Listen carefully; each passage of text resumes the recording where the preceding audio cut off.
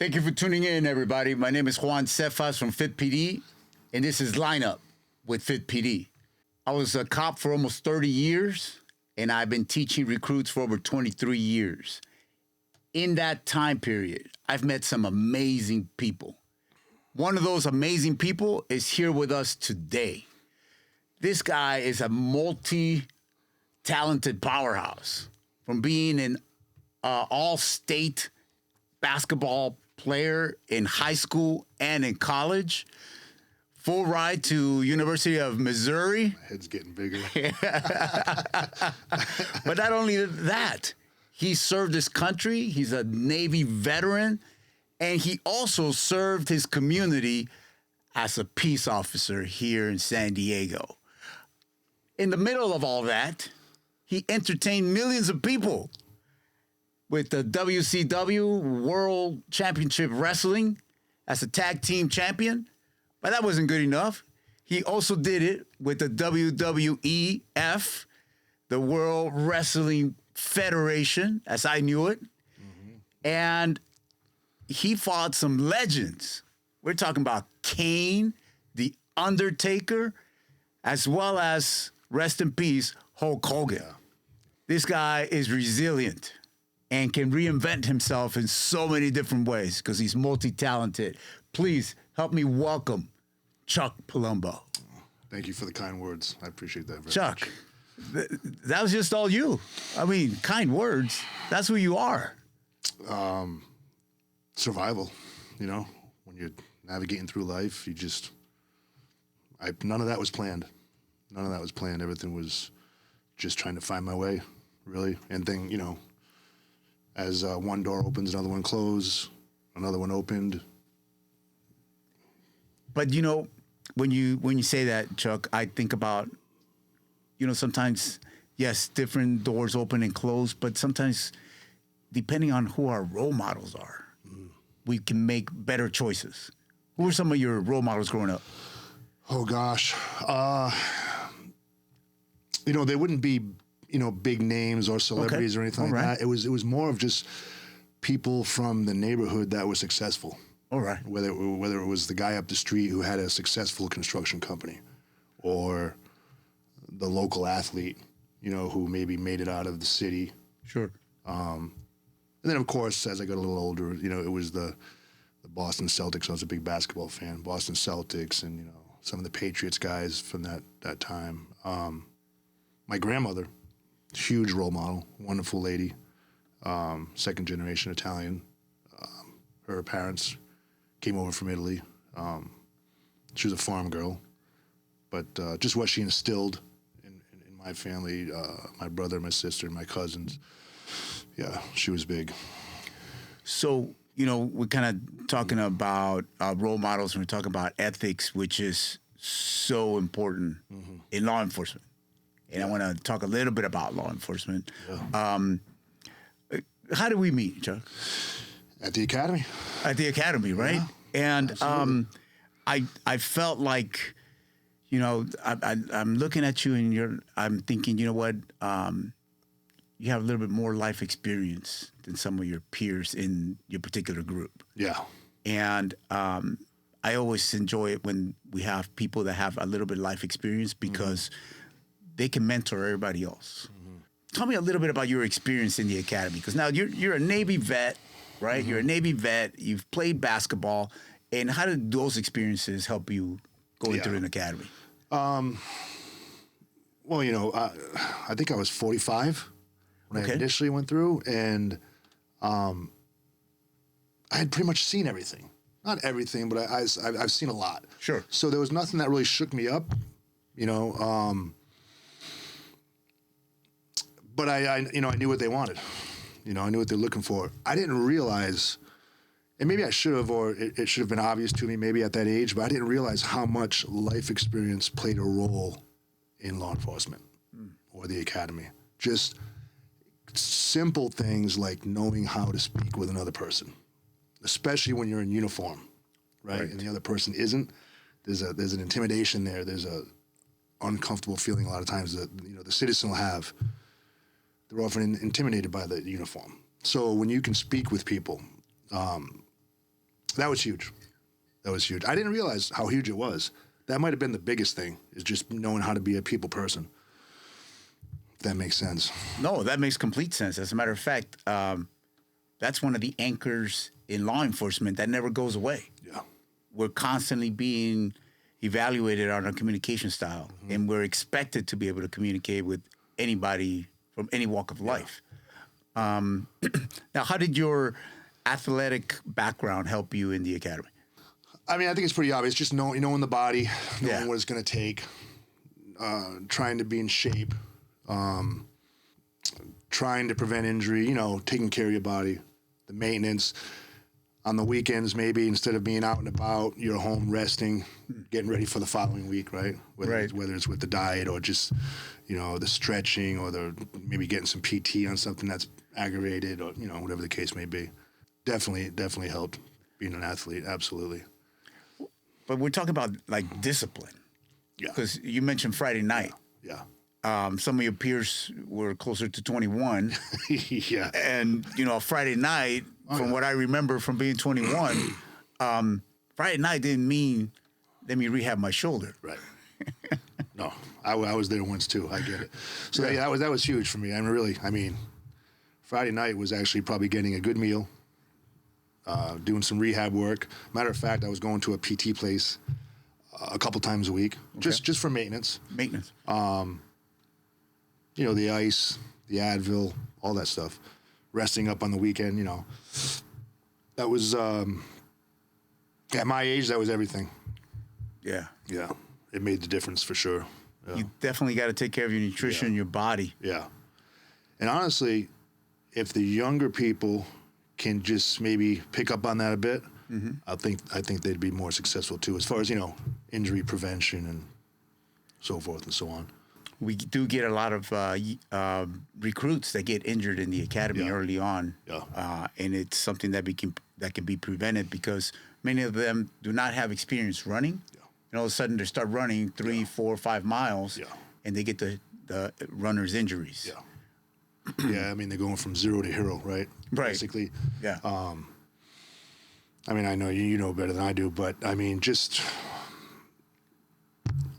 honestly, starting in an academy, I would think if you have no experience in the athletic world, running, training, lifting weights, no experience, I'd say you're at least a year out in prep to come in there day one, ready to go, That's good advice.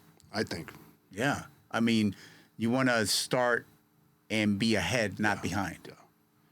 Yeah. There's sometimes recruits that say, hey, you know what? I joined so that the academy can get me in shape. I knew you were going to say that. We see what happens. We see what happens there. Good luck with that. Good luck with that. Yeah. But I mean, somebody's got to pull them aside and tell them, I mean, if they have a role model in their life, they got to tell them, hey, hold up. Yeah. I don't think you're ready. Yeah. I mean, you got to appreciate the fact in this day and age that they want to be a part of it, especially law enforcement. Yes. I mean, back in the day, we had, no matter what we wanted to do, we'd do it for free, right? Sure. Just to get our foot in the door. And we didn't get any praise. Nowadays, we have to praise the young, I could say kids, but the young people, we have to praise them and keep them motivated because the fact that they're actually willing to even sign up, I mean, that means something today, right? Right. Especially in this field of law enforcement. So now, when you what were your you're coming into the academy and you have a wrestling background.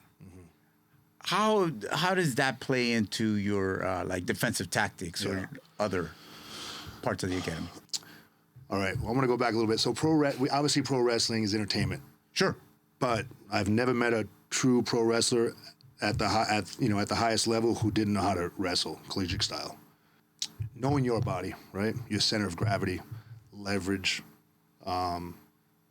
That's huge in DTAC for the police world. I mean, you know better than I do. But yeah, I mean, I think that helped tremendously. Yeah. It has to. Well, number one, the confidence.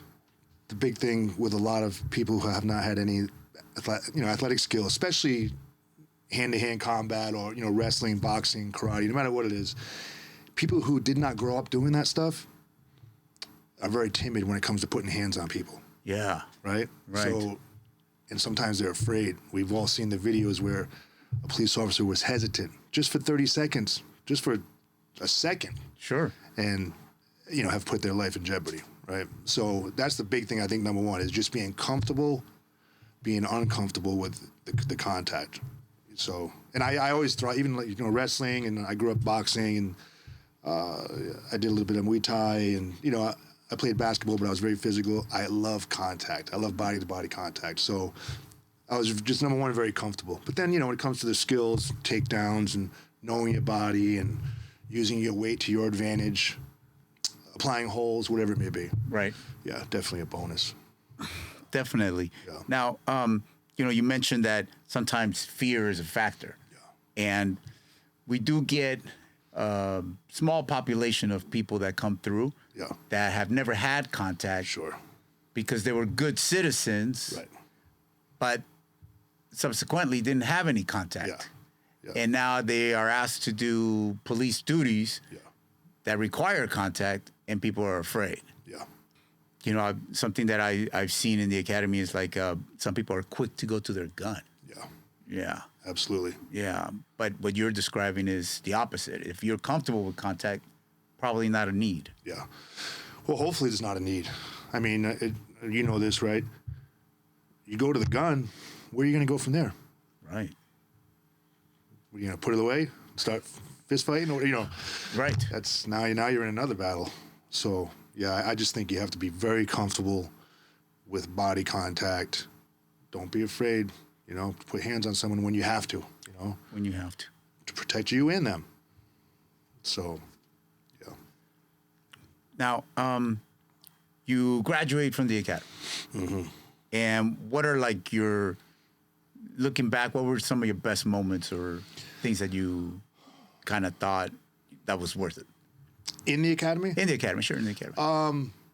I enjoyed the camaraderie with my other classmates. I really enjoyed the camaraderie. Again, it was just good to see a younger generation of people, especially now when there's distractions with phones and the internet and all the crap, social media. It was just wonderful to see young people who wanted to be in the LA business. So having that camaraderie with them was huge. Being older, just listening to them and the way they look at things, right? Right. We can learn a lot from them too, in many ways. Absolutely. So it was the camaraderie. I mean, it was great to be in shape. I'm not a runner, so I got to run. That was tough. That's no secret. But that and then it's honorable, right?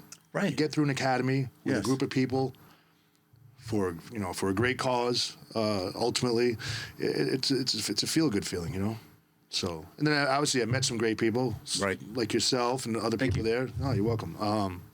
I've noticed, especially in this county, I mean, I know you know this too. I think San Diego County has a great LE community. I think they do. I agree with you.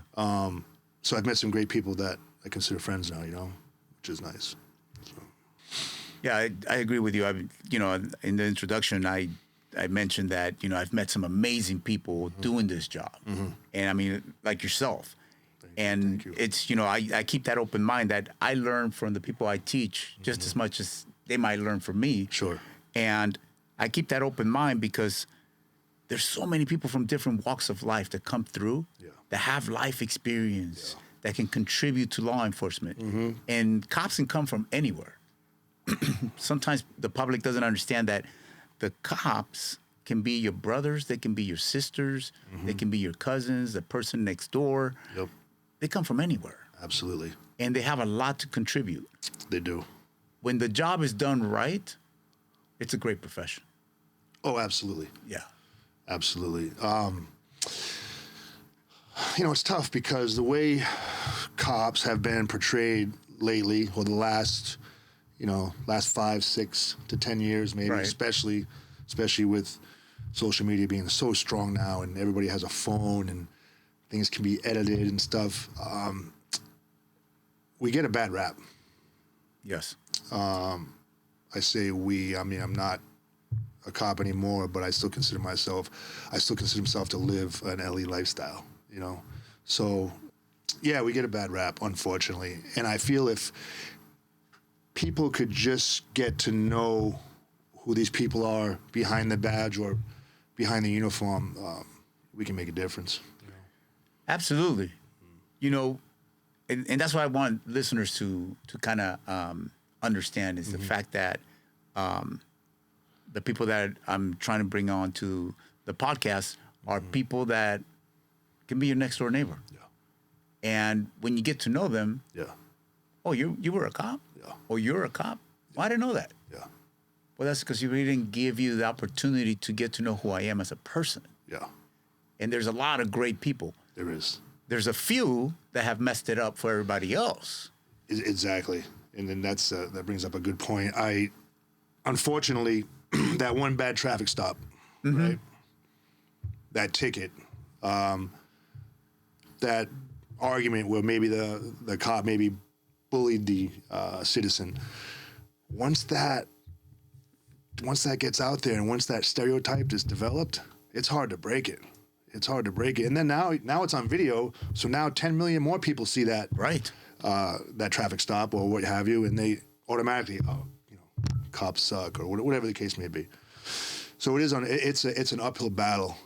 But if people could just give LE a chance, especially the people, because they're human beings. Right. They have families. They have friends. They like music. They like weight training. They like, same stuff that we all like, They're athletes, moms, dads, whatever have you. So, yeah, if we can give them a chance, or at least, again, try to look past the uniform, So hopefully, let's hope we can get back to that at some point in our history. Yeah.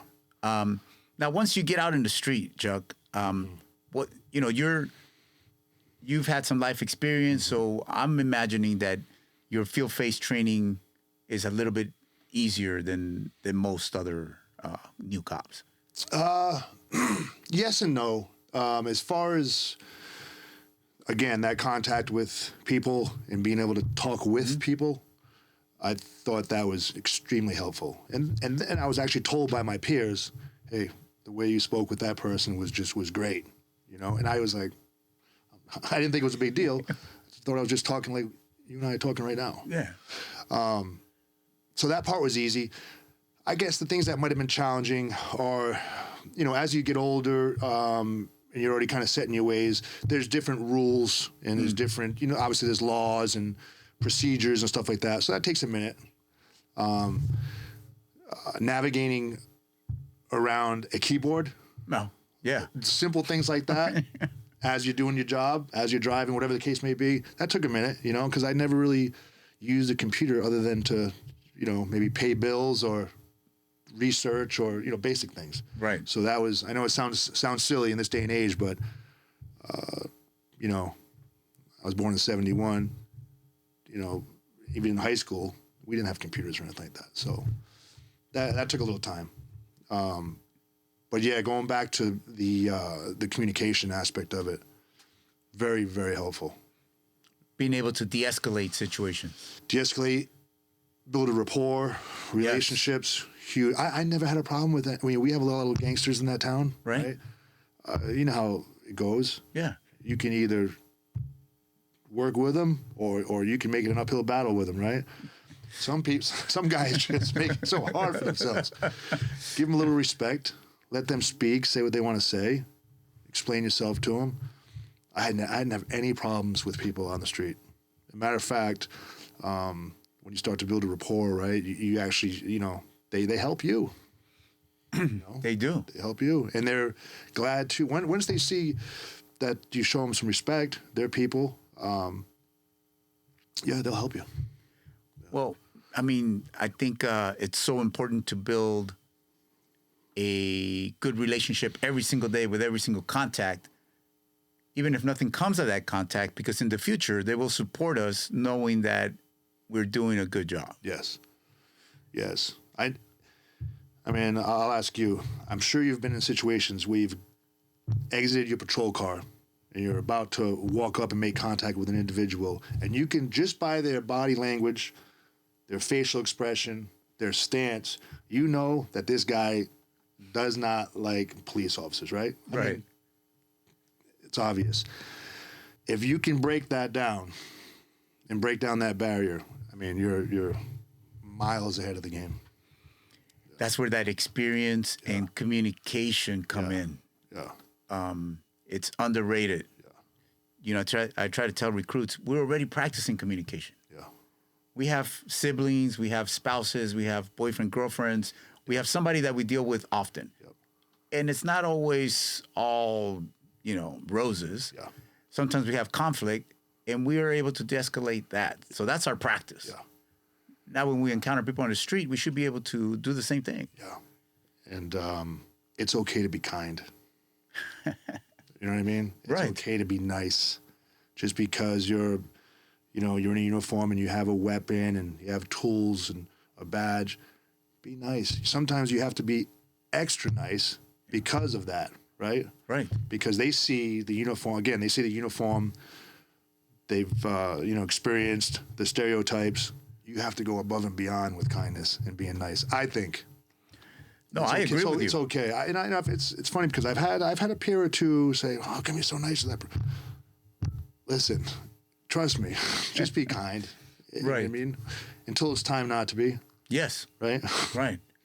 I think Patrick Swayze said that in Roadhouse. He did. I swear, I wasn't quoting him. I wasn't quoting him. No, but the mindset's the God. same. Yeah, it's true. Yeah, right? It's true. Yeah. Now, I know that at some point you were kind of working, was it community relations or what was it? Yeah, you I were got to doing? work community services. Okay, so Again, a big part of that community services job was the interaction with our local citizens yeah, in the community. I felt like I felt like I excelled at that. It came easy. Again, it was coming down to being kind to people, reaching out to people, trying to build the relationship between the city and the department. It's huge. I enjoyed it. It was like it was more of a give back thing. Okay. Giving back. Yeah. We did we did simple things like food giveaways during the holidays. all right. To bike giveaways, to making contact at the school, the different schools. Right. Not easy, especially when you start working with teenagers. That can be tough, right? It can be tough. Especially being a cop. Right. Again, all they see is the uniform and what they've read or viewed on social media. So you can't blame them a lot of times for the way they're acting. I know before we got started today, we talked about how everything starts in the household. Sure. And unfortunately, especially in places like National City, there's a lot of single-parent households, right? The mom's working all day or dad's working all day, whatever the case may be. And these kids are relying on the internet and their friends for mentorship. And, that can make it challenging. That can be problematic. When you're working, what else did you do while you were working in National City? So one of the things I loved, I got to volunteer on the Human Trafficking Task Force. Oh, okay. And that was eye-opening. Obviously, there's a big prostitution issue down in Southeast San Diego, National City border. Human trafficking is huge. And so I got to volunteer. There was a gentleman in the department who was working on the task force. So I hooked up with him, and he started inviting me to some of the work they had going on. I learned a lot. And I found it very interesting. It's just that's a whole nother topic, but it's amazing, the issue, especially in San Diego, that we have with human trafficking. Right. And I, you start to get into the internet and the pimping and the grooming and how they're making contact with these poor young kids through social media, TikTok and Instagram, and without getting too much into it, just even, when people think of a typical pimp today, it's not the guy rolling around in the Cadillac with the purple suit. Right. It's the 17-year-old classmate who's on Instagram DMing these poor kids, and that's a whole nother subject. But yeah, we need a lot of help in that department. Were you, speaking of help, were you able to help a lot of young people get out of that lifestyle? You know, I wish I could say yes. It's just you don't have. At the time, I did not have the ability to do that. Okay. It was more of at that point. It was more of just learning. I get to do a little undercover work. Okay. Trying to get some of these girls off the street, but trying to get behind the girls to where it's really coming from, the pimps. Very hard to get convictions on pimps. But yeah, I learned a lot. Very interesting. Didn't realize what an issue it was. Now I look at things differently now when it comes to the human trafficking and the internet and social media and children. Children, yeah. Our children. Our children. Yes. Yeah. I worked a little bit with Vice at one point in my career, and same experience. You know, you kind of look behind the curtain, and all of a sudden, I don't want to be behind the curtain. Yeah. It's too much. Yeah. Yeah. Now, Chuck, share with us a little bit about your career as a wrestler. Well, the first thing people always ask me is how do you get into something like that? Especially in the 90s when, you know, we didn't have the internet. Right. And this is when WCW was looking for new faces. Ted Turner owned the WCW. They were doing very well. They were actually beating Vince McMahon. It was that 86 weeks thing where they were really beating Vince in the ratings, the WWF. And they were looking for new faces, and there was an ad on television. And I was playing basketball in college, and I just happened to see the ad on television for the Power Plant. The Power Plant was the wrestling school down in Atlanta. And it was no more than a phone call, getting a waiver, flying down on my own dime, and trying out. And I was fortunate enough after the tryout was like a weeding out process. It was 3 days, and basically they were trying to see if you wanted it. Okay. So tons of squats and push-ups and calisthenics, and then putting you in the ring and taking advantage of you. You know, just when you're exhausted, just to see if you wanted it. It was more of a weeding out process. I made it through that. The only guy in my class who made it through, thank God. Most of them fall out due to injury day one. Day one, half the guys fall out by lunchtime with injury. The next day, the other half don't come back, you know. So, yeah, I stuck it out, and they invited me back to train. So I ended up relocating to Atlanta from San Diego. Trained, I think, for 7 months. And then they sent me to Tokyo to get some experience from a sister company at the time called New Japan Pro Wrestling. Okay. Wrestled with them. Japanese wrestling is very physical, more physical than entertainment. So there's less ha-ha and more just, More doing. More doing. But it's a great way to break a young rookie in. Okay. Did that, and then I remember being over there, and I don't know if you remember. Do you remember the Lex Luger, the wrestler Lex Luger? I remember, yeah, Lex Luger. And do you remember Elizabeth? God rest her soul. She passed away. I don't Randy remember Savage's Elizabeth. wife, Miss Elizabeth. Oh, yes. Super sweet lady. Next thing you know, I got a call and said I was coming back, and I was going to be in a wrestling angle with them, and it kind of just snowballed from there. A lot of struggle in the beginning. Injuries? I was very lucky. Okay. I was pretty durable. I was younger, obviously, too, but I was pretty durable. But, yeah, you know, again, that maintenance thing, right? Icing and Yes. stretching and staying strong and keeping your core strong and all that stuff. Staying what we call in-ring shape, right? And then, yeah, just it kind of just snowballed from there. I stayed with WCW until we got bought out by WWF, which was huge. In the business, that was huge for Vince to kind of monopolize the business. Right. Changed the business forever. And then I was one of the fortunate ones who was able to go straight to WWF at the time, now WWE. And then it just continued on. But going back to that life experience thing, the entertainment business is a hard business to navigate through. There's all types of people, right? Sure. Some good, some bad, but it's a wild bunch of people. So that actually came into play later on in the LE side of things, right? I learned a lot dealing with people, and I think it helped later on. I can only imagine. Yeah. You're meeting all kinds of people from all walks of life, so that transfers over. And some of these personalities are big. Big, right? So big egos. Yeah, big egos. So once you learn how to get through that, yeah. Now in the WCW, memorable matches, because you were a tag team champion, right? Yes. Another guy who passed away, my tag team partner, Sean O'Hare, him and I were champions. Sean Stasiak, him and I were champions also. The big thing in WCW for me was I wasn't a big wrestling fan growing up. I really didn't know much more than who Hogan was and maybe Macho Man, Randy Savage. But when I got there and I saw all these veterans there, it was just like, wow. And I learned a lot from them. Okay. Hogan was there, Savage was there. Learned a lot from them, and they were very good to me. So those are the things that kind of stick out in my mind as far as memorable. I'm not one to really remember matches. The matches themselves didn't mean that much to me.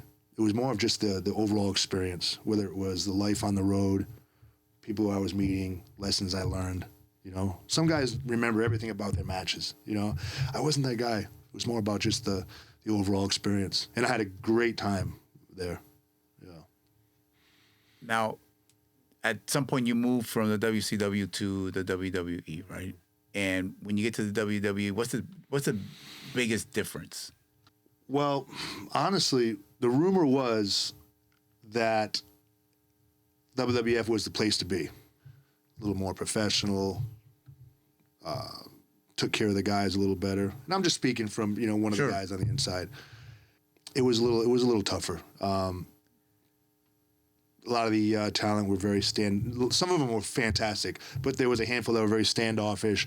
Because remember, we got bought out, and now there's one TV show with twice the number of athletes. And I used to think about things like that. Like, where are we gonna fit in? Right. Now guys are worried about their spots. Oh, this guy's coming in.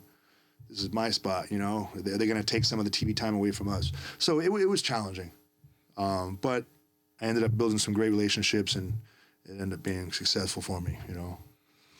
Now, you know, you describing, you know, what I'm thinking is kind of like we had when I came on the police department, we had some big personalities. People that had been around for a while, and you were to keep your mouth shut and sit in the back and only speak when you were spoken to. And so is there some of that going on there? Big time. Okay. All right. I'm not bagging on the business. No, of course it not. happens everywhere. But unfortunately, especially during that time in the world, right, it was a while back. Things were different. People now tend to get exposed for those things, right? More often than not. But back then, I mean, it was the good old boys club, right? Sometimes we call it that. Yes. But yeah, a lot of that going on. I'll give you an example. If you walked into a locker room and you didn't shake everybody's hand with an easy handshake, handshake. You didn't squeeze them, because if you squeezed them, that meant that you thought you were a tough guy. You were going to get it, right? And I've seen it happen. So you had to be easy with everybody. I mean, little things like that. Wow. I mean, the hazing was unbelievable, but that was the time. You dealt with it, you know, because you wanted to be there.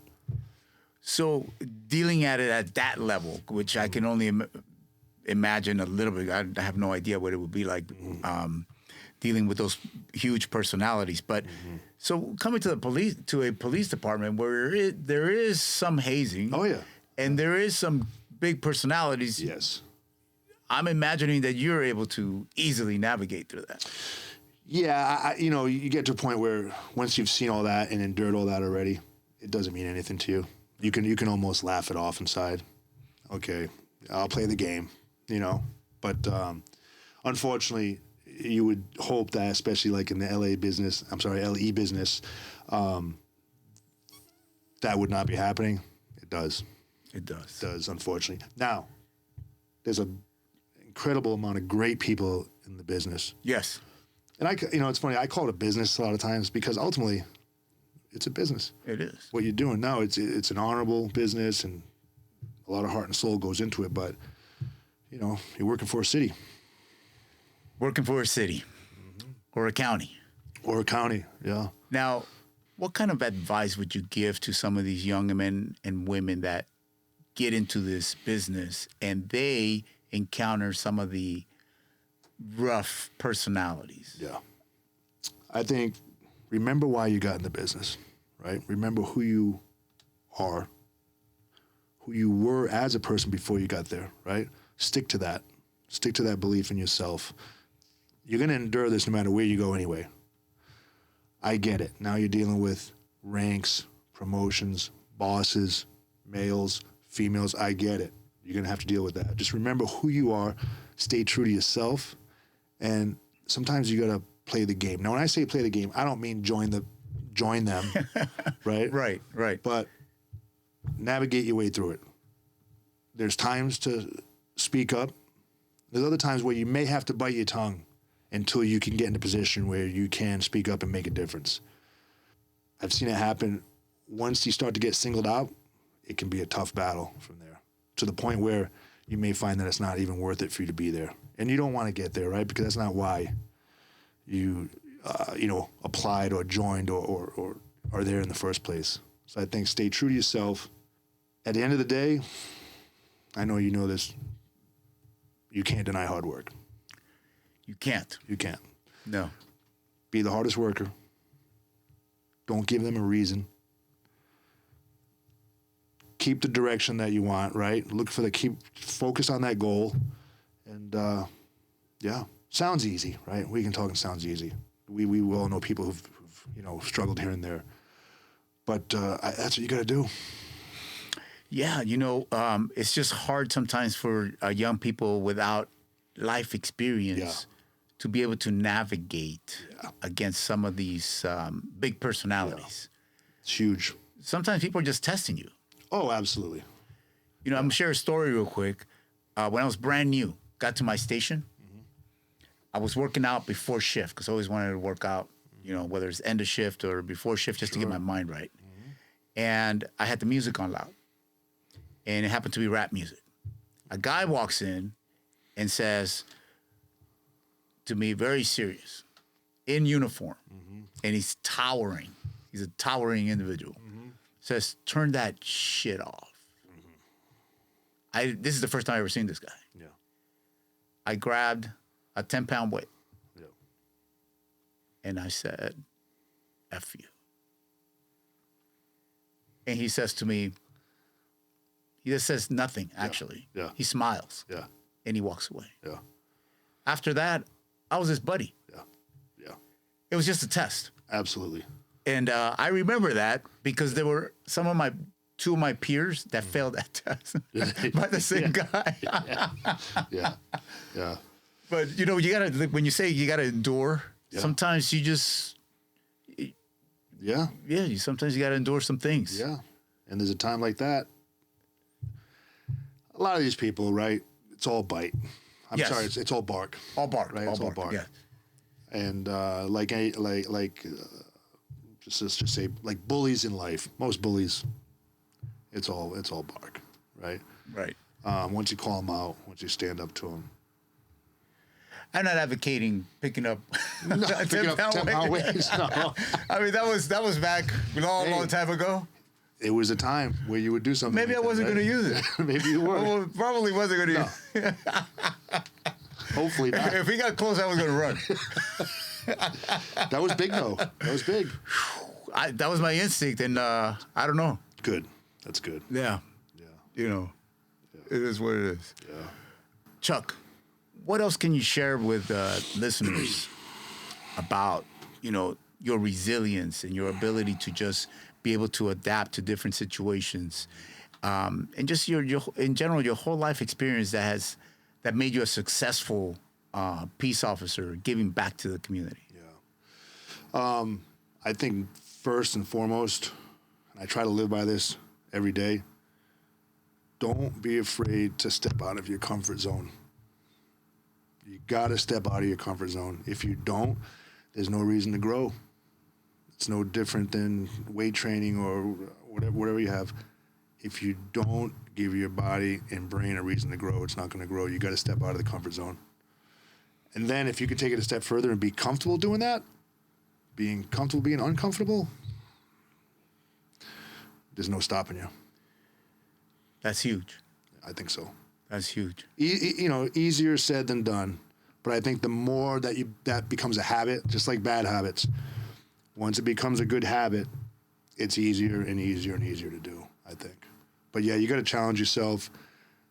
Doesn't have to be big things, but just, I'm going to go ahead and I'm going to sign up for that class. I don't feel comfortable with it. I know nothing about it, but I'm going to go ahead and sign up for it. Or, there's a promotion here. I'm going to go for it. I might not get it this time, but let me go try it. A lot of times, I know you've seen this, it opens other doors and brings in other opportunities. The ones that you normally would not get because you just did not put yourself there in a position to have those opportunities come up, Exactly. So. One last thing, Chuck.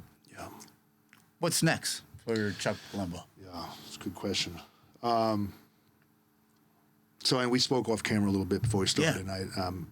And I'm still into the restoration of vintage vehicles, especially old trucks. I'm a nerd when it comes to mechanical things and design and fabrication and old vehicles and motorcycles. So I'm still doing that stuff. But it's funny. I don't actually even know what's next after that, but I'm very hungry for the next thing. So my eyes have been open and I'm paying attention. I'm not sure yet. I'm going to continue with my love and passion for the vehicles and the motorcycles and stuff, but I'm looking for something else next. I really am. Something that can challenge me. So we'll see. Well, I'm sure whatever it ends up being, Chuck, it's going to be huge. Because looking at your track record, that's what you do. Well, I appreciate that. Yeah. I appreciate that. I know I said that was the last thing, but a thought came to mind. You, at one point with the WWF, you were riding a motorcycle into the arena. Yeah. How did that come about? I was building motorcycles out of my garage at the time. I always wanted to, even when I was wrestling and prior to wrestling, I always wanted to, I grew up in that industry. I know we hadn't had a chance to talk about that, but I grew up around cars, in shops, custom shops, motorcycles. My uncle, avid motorcycle guy, grew up on motorcycles. I was an aviation mechanic in the Navy. I was in the mechanical things. I always knew at some point I wanted to have maybe my own shop or be back in it at some capacity. But in that industry, to have your own shop or what have you, you need to have some capital, whether it's equipment, tools, a building, whatever it is. So as I was wrestling, I was actually purchasing equipment little by little. And I actually started out of my 2-car garage at my house before I got my first shop.